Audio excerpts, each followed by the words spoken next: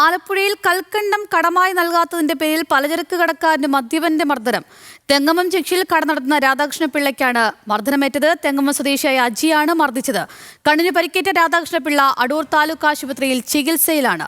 മർദ്ദനത്തിന്റെ ദൃശ്യം പുറത്തുവന്നു. വിശദാംശങ്ങളുമായി അമലാണ് നമ്മോടൊപ്പം ചേരുന്നത്. അമൽ, നിസാര കാര്യങ്ങൾക്കൊക്കെയാണ് ഈ വലിയ വലിയ ആക്രമണങ്ങളിലേക്കൊക്കെ കാര്യങ്ങൾ കടക്കുന്നത്. ഈ പ്രതി മദ്യപിച്ചു എന്നൊക്കെ അറിയുന്നുണ്ട്. പ്രതിയെ പിടികൂടിയിട്ടുണ്ടോ? അഞ്ജലി, വളരെ നിസ്സാരമായ കാര്യത്തിന് വേണ്ടിയിട്ടാണ് ഒരാളുടെ കണ്ണിന് ഗുരുതരമായി പരിക്ക് പറ്റുന്ന രീതിയിലുള്ള മർദ്ദനം ഉണ്ടായത്. അതും കൽക്കണ്ടം കടമായി ചോദിച്ച് ഇന്ന് രാവിലെയാണ് അമലപ്പുഴ തെങ്ങമം ജംഗ്ഷനിൽ പ്രവർത്തിച്ചിരുന്ന ഒരു കടയിലേക്ക്, പലചരക്ക് കടയിലേക്ക് അജി എന്ന ആളെത്തുന്ന ഇയാൾ മദ്യപിച്ചിട്ടായിരുന്നു എത്തിയത്.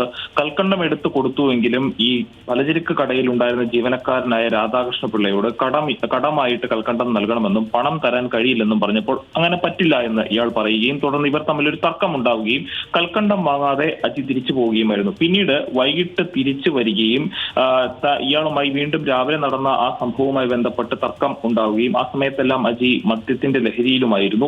പക്ഷേ ഈ കടക്കാരനെ ക്രൂരമായി മർദ്ദിക്കുന്ന ദൃശ്യങ്ങളടക്കം ഇപ്പോൾ പുറത്തു വന്നിട്ടുണ്ട്. വൈകിട്ട് 5 മണിയോട് കൂടിയാണ് ഈ സംഭവം നടക്കുന്നത്.